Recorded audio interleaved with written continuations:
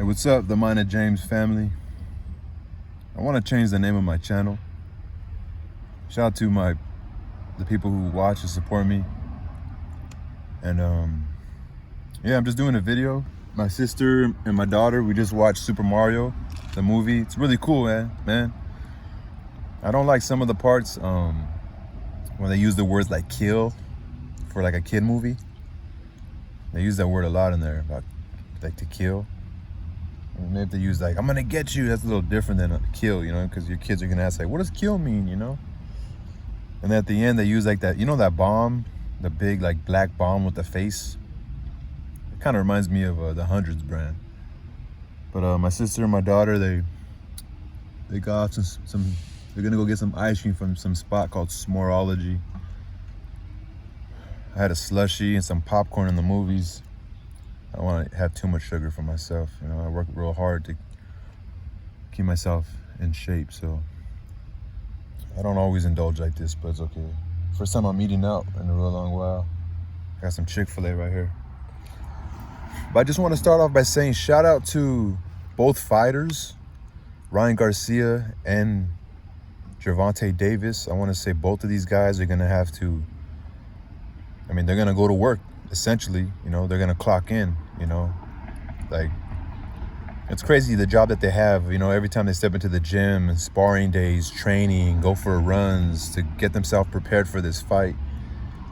There's like kind of no other job like this and there's no other job like that besides being a performer or, you know, performing on stage, sports, you know, because like they have to go practice and then they have that pinnacle moment where they have to really perform and it's real serious, you know. Like a 9-to-5 ain't really like that unless you're gonna propose a project or, you know, you're a lawyer and you have that day where you got to fight for your client and etc. And I just want to shout these guys out because there's gonna be a point in that fight someone's gonna lose. Someone's gonna have to dig deep and they're gonna question themselves. They're gonna have that thought in their brain like, oh shit, you know, fuck, I need to dig deep somewhere. I need to be willing to take some punishment to give. They're gonna question, who am I? What am I really about? Damn, you know, so they're gonna be performing. It's like the biggest moment in boxing in a real long while. And so shout out to both fighters for you know, that's who they are. They're fighters and this is their career. I've been thinking a lot about this fight and what I wanted to talk about. I want to make it short, but you know, I've been going off the eye test, literally not making it, not going off statistics, not going off anything but the eye test, the truth, the product that both of these productive individuals have put on display. And to me, obviously Gervonta Tank Davis has had more moments where he's had to question his ability fighting a guy like Rolly, where it looked like he was on his back pedal the whole time. Rolly being this aggressive, seemingly more stronger individual, and Gervonta Tank Davis being up against the ropes multiple times, pulling a rabbit out the hat, throwing a left hook and knocking the guy out when it seems like he was behind in the fight. It was already getting past the middle of the fight and nothing was really like seeming that it was changing, you know. Knocking the guy out, fighting a bigger guy like Mario Barrios and finding a way just to defeat the guy, to break him down, you know. Fighting a guy from Puerto Rico, another poor country where a guy's essentially fighting for all fighters are doing it for their families, but you know, poor countries like Puerto Rico, and the guy quit on the stool, you know, he broke his face. And you see what he did to Leo Santa Cruz and how against an even more aggressive guy than Rolly's in Pitbull Cruz, and how still how dangerous Tank was. You know, Pitbull Cruz showed tremendous defense the way he was blocking those uppercuts. But Tank sat in the pocket, and Tank found a way in the later half of that fight to actually stand in the pocket and outbox a guy like Cruz. And Cruz was getting frustrated. it was a lot similar to like how Canelo, where Cruz was taking an angle to cut off the ring against Tank, but the wrong angle, a little impatience, you know. It showed that lack of experience, kind of like a young Canelo did that to obviously a veteran, already a legend at that point. Fucking Mayweather, you know. But in the end, what separated Pitbull Cruz from Tank Davis was Tank Davis's skill, his ability to come in and catch, from body shots to jabs to, you know, straight punches, and get out of harm's way quick enough and just frustrate a guy like Pitbull Cruz. And the reason why I use Pitbull Cruz, because you see what he did. You see what he did to Gamboa. He's like a superstar now, and he's really good, actually, you know. And I compare these people because, for me, my questions are, how come Ryan hasn't tried to face these guys? Why would he just want to jump into this fight right away? That fight was going to be there, you know. But to jump into I just feel like it's too soon. I'm going off the eye test, you know, how when I watch Tank, at any moment, I'm just afraid for the other guy. It's only a matter of time for the other guy gets caught, you know. And when I watch a guy like Ryan in the eye test, these guys are performers, you know. And now that I'm a fan of UFC, boxing seems a little boring, you know. There's not too many elements to it. It's still a beautiful sport. It's been around so long. But a guy like Tank actually gets me excited, because if there's a moment the other guy slips, Tank's gonna knock you out, you know. A lot of times there's just a simple balance of, in boxing, strength makes a huge difference. A huge difference. If the guy's stronger than this guy, he's probably gonna win, you know. That's kind of how there's not too many facets to boxing comparatively to mixed martial arts, because there's boxing, wrestling, grappling, submissions, kicking, elbows, you know. So there's a lot. It's for me, in the eye test and how it makes me feel, because this is my opinion, Tank is the most exciting to watch, because at any moment, if you make a mistake, he can knock you out. In the eye test, going back to Ryan, that hasn't been enough, you know. Guys, he should be dominated. Guys, and Ryan's always fought smaller opponents, and Tank's already been in there and fought bigger opponents. And again, just how I've been saying it to myself, to people who I ask at work, out in the world, about their opinions, my opinion's always been, I think Ryan took this fight because of that size difference. And I just think it's a little too early for Ryan. I'm going to go off my gut. I'm going to go off what I've seen so far, you know. Tank's fought the best of the best that's been out there, and Ryan has picked guys that are smaller than him. In my opinion, I think Tank has more pressure on him, because Ryan wins no matter what. Especially if he can make the fight close, I think they're going to give it to Ryan. I think he's more of the moneymaker. He's younger. We already know how the game is.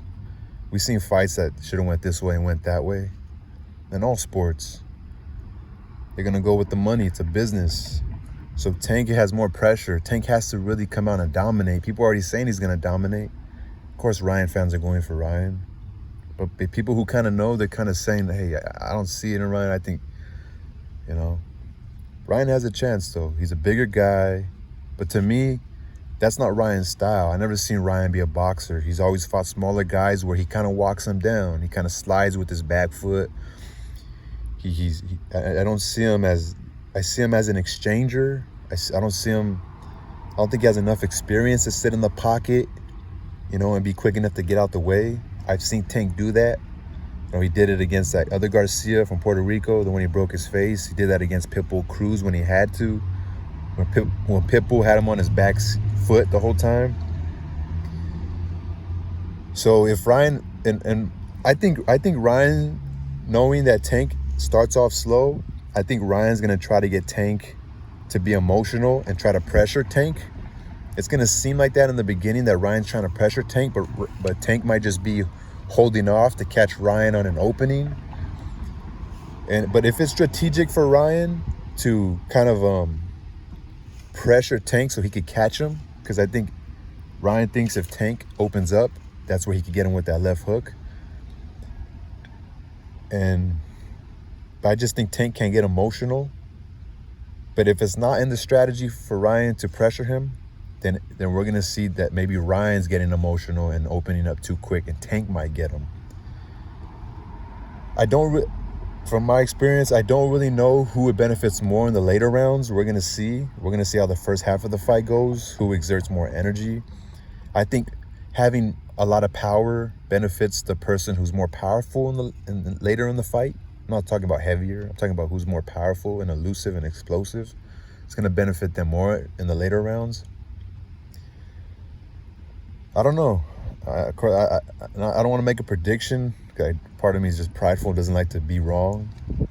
But I just think both fighters are shout out to both of them for stepping in the ring. It takes a lot of courage. The only thing I haven't heard from Ryan is just the admittance that this is a dangerous fight for me. Because I really think it's a dangerous fight for Ryan. I think he keeps using the word delusional. Could be he's kind of projecting. I feel like he might be gassed up, you know. Just like, I was talking to people, we don't really know what the social media, like this is, it might make people feel like they're getting too ahead of themselves. Not that they feel it might push them to get ahead of themselves. And just like, the vape pens, just like new technology or a vaccine, these are just examples. We don't really have enough evidence, enough, data to see how these things affect people. And this might be the first time we see a guy get too ahead of himself on the main stage, I guess, in boxing. And this is a dangerous sport.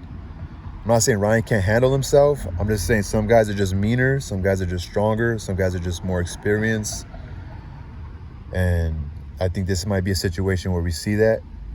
Like I said, Ryan wins just stepping in the ring. Even if he loses, Tank has to dominate or knock the guy out to actually get the W, because I think they would screw him over and give it to Ryan if it's close.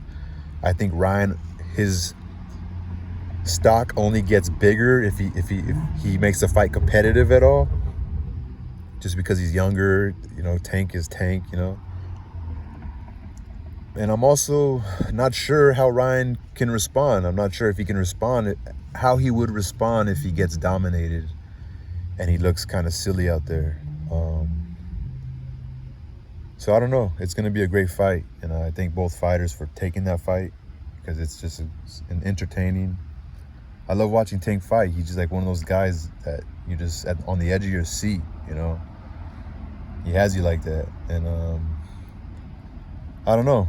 Like I said, I've never seen Ryan to be someone. I mean, we've only seen a few fights, like I said. But he doesn't have that style to like be light on his feet. He likes Muhammad Ali, but I never really see him light on his feet. I seen him because he's always fighting. So we're gonna see a different aspect of Ryan too. We're gonna see if he has some boxing skill, because he's always fighting smaller guys where he feels comfortable walking them down, hurting them to the body, hurting them with the left hook, And we'll see. We're gonna see, and we're gonna see early whose power is affecting the other one. And if Ryan's power can't hold off Tank, he's gonna be broken down. He's gonna be broken down, and it's gonna be an amazing fight. Anyway, that's my take on it. Peace.